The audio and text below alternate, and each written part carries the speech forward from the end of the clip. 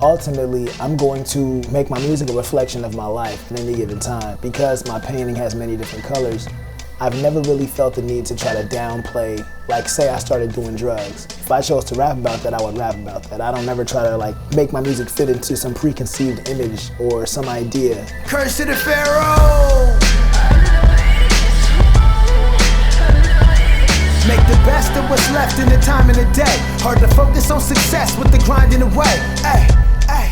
As far as living here for the last 70 days and what it's changed for me in my creative process, it's kind of like stepping back into the past. Where I grew up in Portland was a black neighborhood. Now there's really no such thing in Portland as a black neighborhood.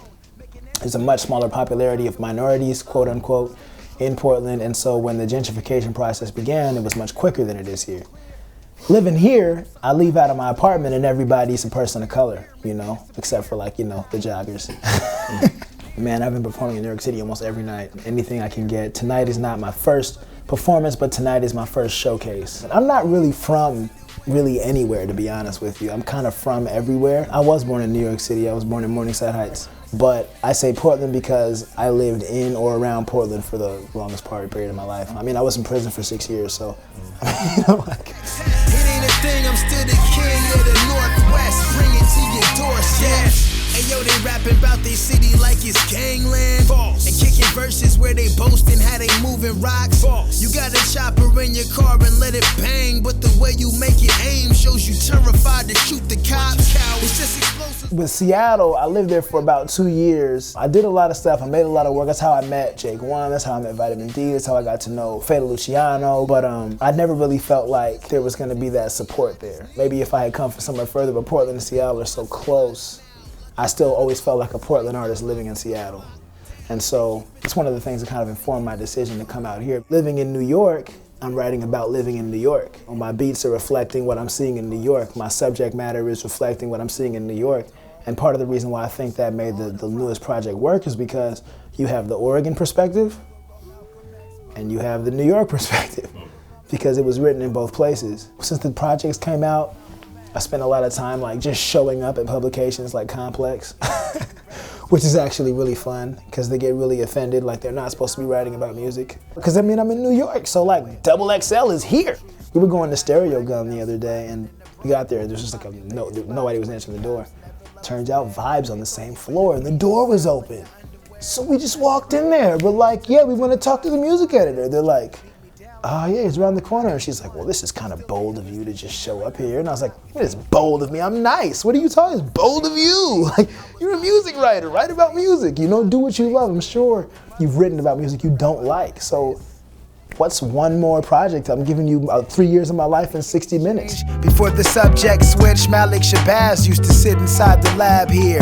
Soon I won't even be able to catch a cab here. Conscious. Your enemies are not the dudes that live across the street. True. Your enemies are buying buildings while the cost is cheap. True. While these youngins mean mug and act hard, and the white folks own all the property on Malcolm X Boulevard. Over on Malcolm X Boulevard. That song was inspired by the really unfortunate practice of a lot of people in Harlem, New York, wanting to be like, where are you from?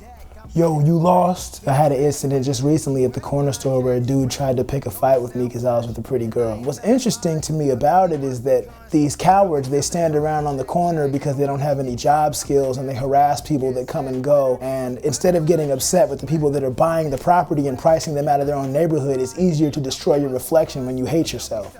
You see what I'm saying? And so what's really sad is like we live in an era of, you know, gentrification, which is ultimately a precursor to assimilation. And Malcolm X said the revolution is the landed versus the landless. Malcolm X was a black nationalist, and by his own definition, black nationalism is the idea that black people should control their own communities.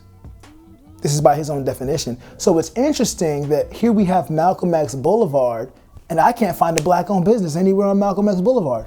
That's why I say, your enemies are not the dudes that live across the street. I'm not your enemy. I don't even know you, man. If you really want to make a play for power, then you need to understand how power works. Tell them come and get me, we can have it out in love and war. If this is what we struggle for, buying in the privileges and ignorance it underscores. I think conscious rap is just bad gangster rap.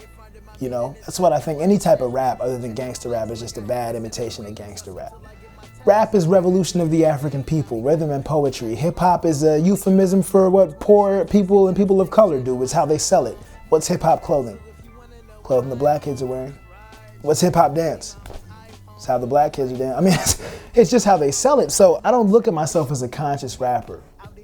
I look at myself as a gangster rapper. I might light incense, but I also know how to take apart my gun in the dark. You know what I'm saying? This isn't a game. I mean, my story is authentic. I'm not making anything up. So the point I'm trying to make is that with conscious rap, to me, that seems just like another label the corporations are using to sell things. I would rather be a person in pursuit of consciousness as a human, and then let my music reflect that, than be a conscious rapper. Prison, man, we ain't the picture they painted. Most of us diligent, family men and producers. The social structures that benefit. Spit it like I got a lisp, wrote it like I'm literate. You're not going hard, you're all impotent. Conscious. I'm always grateful for people that come and support what I do. Doesn't matter who you are. I'm never mad. I appreciate it. It means the world to me. That's why I do this. Sometimes I wish that the message would land in a place that needed it more. But what I realized over the years is that the people that are going to appreciate some of the philosophical undercurrents of what I'm saying are the people that have some acquaintance with philosophy. And in America, we all have the privilege of being able to attain a certain degree of information. But the value of attaining said information isn't necessarily made as plain to people in the lower classes, because society has designed the class system to where those at the bottom remain at the bottom and those at the top get to the top. Curse to the Pharaoh! Make the best of what's left in the time and the day. Hard to focus on success with the grind in the way. Ay.